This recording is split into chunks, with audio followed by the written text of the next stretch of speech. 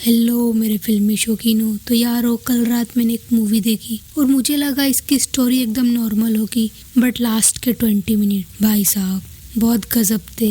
मतलब क्या twist and turn आए मूवी में, मैंने सोचा भी नहीं था। तो मुझे लगता है तुम्हें भी इसकी कहानी सुनना चाहिए। तो आओ शुरू करते हैं।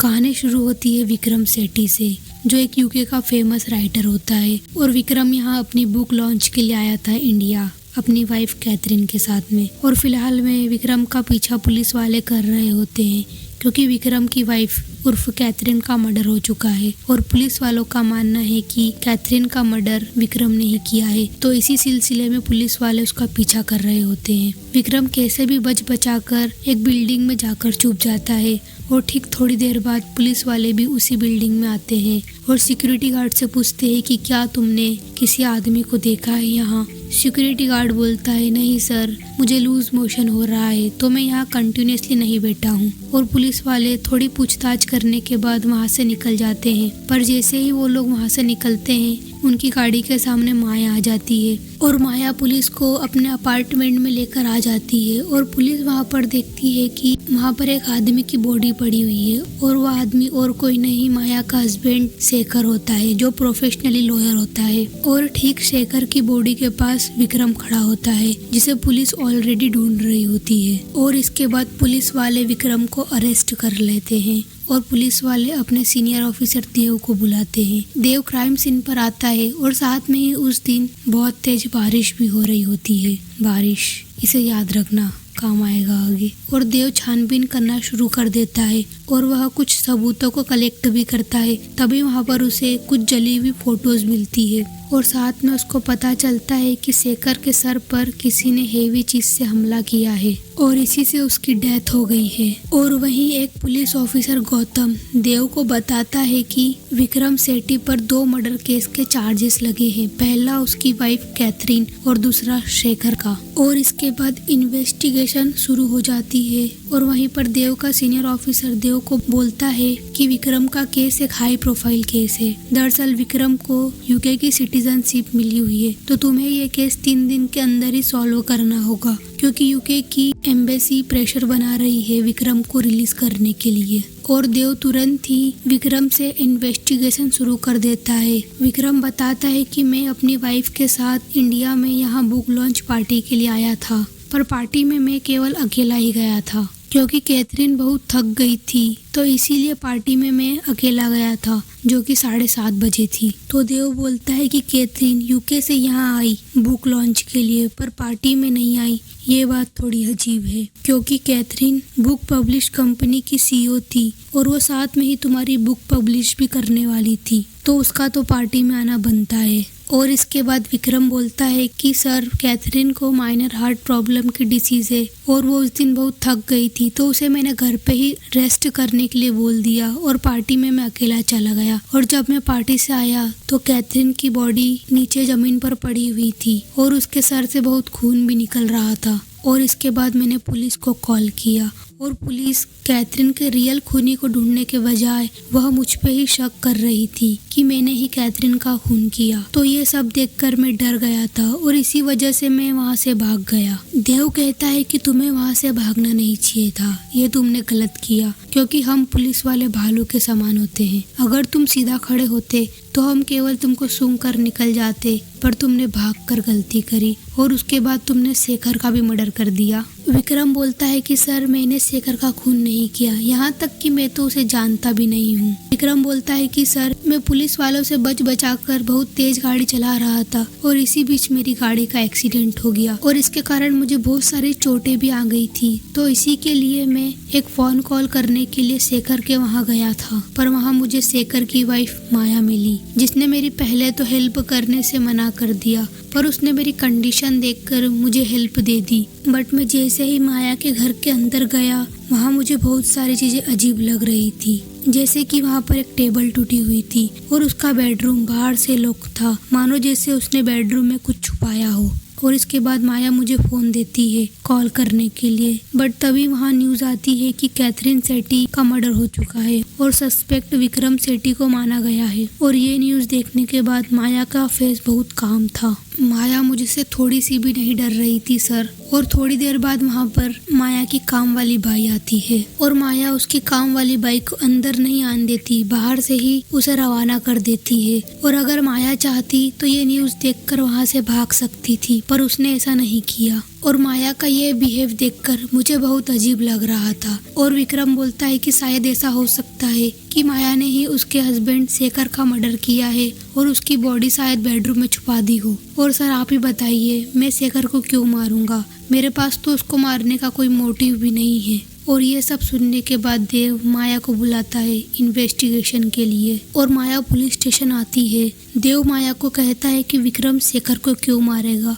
उसके पास तो शेखर को मारने के लिए कोई मोटिव भी नहीं है। बट माया बोलती है कि सर, जो अपनी वाइफ का मर्डर कर सकता है उसके लिए अनजान इंसान को मारना कौन सी बड़ी बात है। और यहाँ माया अपने पॉइंट ऑफ व्यू से कहानी बताती है कि उस रात क्या हुआ था। माया बोलती है सर, शेखर हमेशा अपने काम से रात को 11 से 12 बजे के बीच में ही आता था और इस बीच में घर में अकेली रहती थी। और उस रात भी मैं अकेली थी। तभी डोरबेल की आवाज आती है और मैं डोरबेल ओपन करती हूँ। तभी सडनली विक्रम मेरी गर्दन पर चाकू रखकर घर के अंदर आ जाता है। और देव माया की ये सारी बातें सुन रहा था। तभी वहाँ पर एक पुलिस इंस्पेक्टर गौतम आता है और देव को बताता है कि विक्रम पर एक और मर्डर का चार्जेस लगा हुआ है। और गौतम बताता है कि विक्रम ने कुछ दिनों पहले संध्या नाम की एक लड़की पर अपनी बुक लिखी थी। दरअसल संध्या का 5 लड़कों ने रेप किया था और विक्रम ये पूरी घटना को अपनी बुक में लिखना चाहता था ताकि उसकी बुक पॉपुलर हो जाए। तो वह संध्या और उसके पिताजी के पास जाता है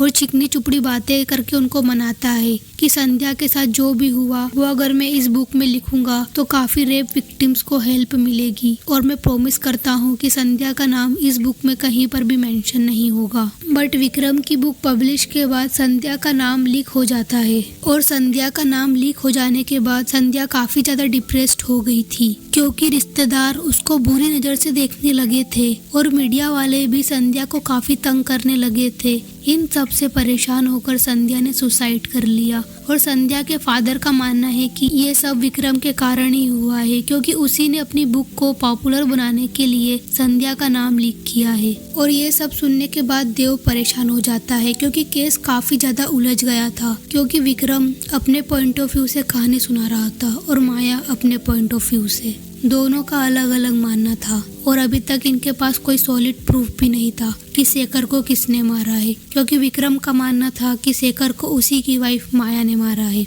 बट माया का मानना था कि शेखर को विक्रम ने मारा है। तभी देव को याद आता है तो वह माया की बिल्डिंग के सिक्योरिटी गार्ड को बुलाता है और देव पूछता है कि तुमने शेखर को घर आते हुए कब देखा था। गार्ड्स बोलता है कि हमने करीब 7:30 बजे बाद शेखर साहब को आते हुए देखा था पर हमने उनको जाते हुए नहीं देखा। और साथ में सिक्योरिटी गार्ड बोलता है कि सर, मैं उस दिन पूरे दिन ड्यूटी पर नहीं बैठा था क्योंकि मुझे लूज मोशन हो रहा था। समझते हो ना, आना जाना लूज मोशन मतलब। और इसके बाद देव विक्रम के नेबर से पूछताछ करता है और विक्रम के नेबर्स बताते हैं कि हमने कुछ दिन पहले विक्रम और उसकी वाइफ कैथरीन को झगड़ते हुए देखा था। और ये सब सुनने के बाद देव दोबारा विक्रम के पास जाता है पूछताछ करने के लिए और देव कहता है कि तुम्हारे पड़ोसी ने तुम्हें और कैथरीन को झगड़ते हुए देखा और कुछ दिन बाद कैथरीन की मौत हो गई। तो विक्रम बोलता है कि सर, मेरा और कैथरीन का झगड़ा इसलिए हुआ था क्योंकि उसी ने संध्या का नाम लीक किया था ताकि बुक सक्सेसफुल हो जाए। और इतना सब होने के बावजूद भी कैथरीन उस बुक को पब्लिश करना चाहती थी और कैथरीन ये सब इसीलिए कर रही थी ताकि कंपनी को लॉस ना हो और इसीलिए मेरा और कैथरीन का झगड़ा हुआ था। पर सर, मैंने कैथरीन को नहीं मारा। और इसी बीच कैथरीन और शेखर का मेडिकल रिपोर्ट आ जाती है जिससे पता चलता है कि कैथरीन की मौत हार्ट अटैक से हुई है। और वहीं शेखर की रिपोर्ट में पता चलता है कि जिसने शेखर को मारा है उसकी हाइट करीब 6 फुट है और शेखर को किसी भारी चीज से मारा गया है। और इसके बाद पूरा शक विक्रम पर आ जाता है क्योंकि विक्रम की हाइट भी 6 फुट थी। तो पुलिस वाले विक्रम को अरेस्ट कर लेते हैं और इसके बाद देव मीडिया को बयान देता है। तभी वहाँ एक प्राइवेट डिटेक्टिव आता है और देव को माया की कुछ फोटोज बताता है। दरअसल देव ने ही उस प्राइवेट डिटेक्टिव को माया पर नजर रखने के लिए कहा था क्योंकि माया पर उसको थोड़ा सा शक था। खैर, उसके बाद देव उन फोटोज को देखता है तो माया के साथ में एक चिराग नाम का आदमी होता है और चिराग भी प्रोफेशनली लॉयर होता है। और उन फोटोज को देखकर देव को समझ में आ जाता है कि इन दोनों का अफेयर चल रहा है। तो देव इन दोनों से इन्वेस्टिगेशन शुरू करता है। माया और चिराग ये दोनों कबूल करते हैं कि हाँ सर, हमारा अफेयर चल रहा है, पर हमने शेखर को नहीं मारा। तो देव चिराग से पूछता है कि क्या तुम उस रात माया के घर गए थे? चिराग बोलता है कि हाँ सर, मैं माया के घर गया था, पर थोड़ी देर बाद वहाँ शेखर आ जाता है, करीब 7:30 बजे बाद। और शेखर को मेरे और माया के बारे में पता चल गया था और उसने हमारी फोटोज भी देख ली थी। और उस रात इसी के कारण मेरी और शेखर की बहस हो गई थी और शेखर ने मुझे टेबल की साइड धक्का दे दिया था और वहाँ से शेखर गुस्सा होकर निकल जाता है। और शेखर के जाने के बाद मैं भी वहाँ से चला गया था, पर मुझे कुछ ठीक नहीं लग रहा था। तो मैंने करीब 11 बजे बाद माया को कॉल किया यह पूछने के लिए कि वहाँ सब ठीक है, पर माया का कॉल नहीं लग रहा था। तो मैं दोबारा उस रात माया से मिलने के लिए गया, पर माया ने उस रात डोर तो ओपन किया, पर बाहर से ही मुझे उसने वापस पहुंचा दिया। और इसके बाद माया कहती है कि सर, जब चिराग दोबारा घर आया तब विक्रम वहाँ मौजूद था और वह गेट के पीछे ही मुझ पर चाकू रखकर खड़ा था। तो मैं क्या करती सर, इसीलिए मैंने चिराग को अंदर नहीं आने दिया। और मैं सच बोल रही हूँ कि मैंने और चिराग ने शेखर का मर्डर नहीं किया। फिर दोबारा देव विक्रम के पास जाता है तो विक्रम बताता है कि सर, वहाँ कोई और भी मौजूद था जिसकी हाइट 6 फुट थी और उसने गॉगल्स लगा रखे थे। और माया ने मेरी मुलाकात उससे एज ए शेखर करवाई थी, पर मुझे मालूम था कि वो शेखर नहीं था, क्योंकि मैंने माया और शेखर की फोटो शेखर के वॉलेट में देख ली थी जो टेबल पर पड़ा हुआ था। और देव चिराग की फोटो दिखाकर पूछता है कि क्या ये वही था? विक्रम बोलता है कि हाँ सर, ये वही था और माया ने मुझसे चिराग को एज ए शेखर इंट्रोड्यूस करवाया था। और विक्रम कहता है कि सर, जैसे ही मेरा ध्यान भटका, चिराग ने मुझ पर किसी भारी चीज से अटैक किया और मुझे वहीं बेहोश कर दिया था। और जब मुझे होश आया तब मेरे पास शेखर की बॉडी पड़ी हुई थी और माया उतने में ही पुलिस को बुला लेती है और मुझे अरेस्ट करा देती है। और इसके बाद देव सोचता रहता है कि आखिर शेखर को किसने मारा, क्योंकि माया अपने पॉइंट ऑफ व्यू से कहानी बता रही थी और विक्रम अपने पॉइंट ऑफ व्यू से। अब ये तय करना बाकी था कि आखिर कौन सच कह रहा है। और देव बैठे बैठे अपने जूते का कीचड़ साफ कर रहा होता है, तभी उसको रियलाइज होता है कि मर्डर वाली रात करीब 11 बजे बाद बारिश हो रही थी और माया के अकॉर्डिंग शेखर 11 बजे बाद आया और सिक्योरिटी गार्ड के मुताबिक शेखर करीब 7 बजे बाद आया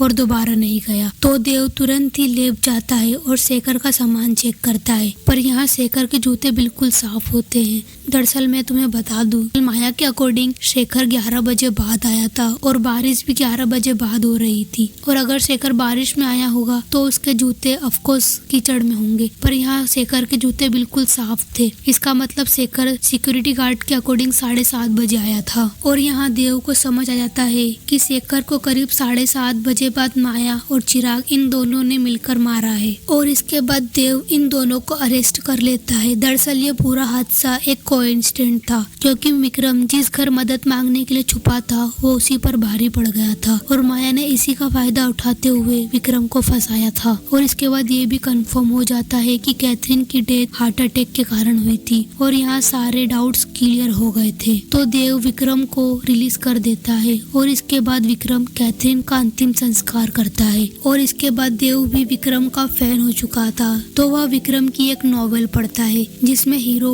ड्रग्स के ओवरडोज के कारण मर जाता है। और ये कहानी पढ़ने के बाद देव के दिमाग में थोड़ा सा और शक आता है, क्योंकि कैथरीन को हार्ट की प्रॉब्लम थी और वो इसके लिए मेडिसिन लेती थी। देव को ये लगता है कि कैथरीन भी मेडिसिन की ओवरडोज में मारी गई है। तभी देव कैथरीन की दवाई चेक करता है तो उस दवाई में नॉर्मल डोज से ज्यादा 3 गुना ड्रग्स की मात्रा मिली होती है और इसी ड्रग्स के कारण कैथरीन की डेथ हुई थी। और इस दवाई को मैनिपुलेट करके कैथरीन को मारा गया है और ये सब विक्रम ने ही किया है। और यहाँ से सीन शिफ्ट होता है विक्रम की तरफ, जो लंदन के लिए जा रहा होता है। तभी देव उसको कॉल करता है और उसे धमकाते हुए वहीं रुकने के लिए कहता है, बट विक्रम बोलता है कि देव, तुम मेरा अब कुछ नहीं कर सकते क्योंकि तुम्हारे पास मेरे खिलाफ कोई सॉलिड प्रूफ नहीं है। और विक्रम बोलता है कि हाँ, मैंने ही कैथरीन को मारा है उसकी दवाइयाँ बदल कर, क्योंकि वह मुझे अरेस्ट कराने की धमकी दे रही थी। विक्रम कहता है कि मैंने केवल संध्या का नाम ही तो लिख किया था ताकि मेरी बुक सक्सेसफुल हो जाए। पर कैथरीन को पता चल गया था कि मैं संध्या का नाम लिख कर रहा हूँ और इसके कारण वह मेरी बुक भी पब्लिश नहीं कर रही थी। तो मैं क्या करता, मार दिया मैंने उसे। और जिस दिन कैथरीन की डेथ हुई मैंने ही पुलिस को कॉल करके बुलाया था और साथ ही कैथरीन के मोबाइल में मैंने शेखर का मैसेज देखा। तब मुझे पता चला कि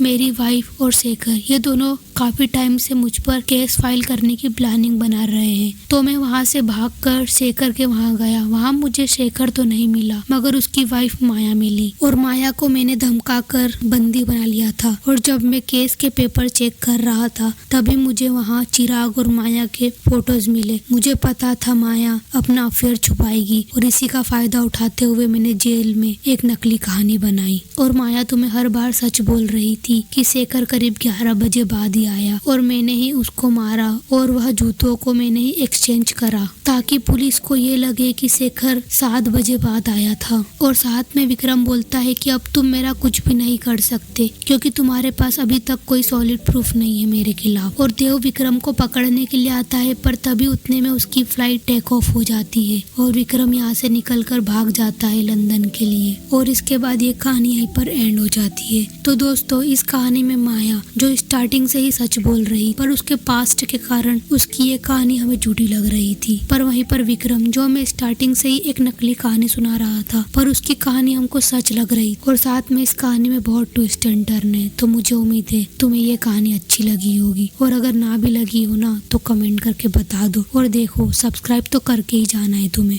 थैंक यू सो मच।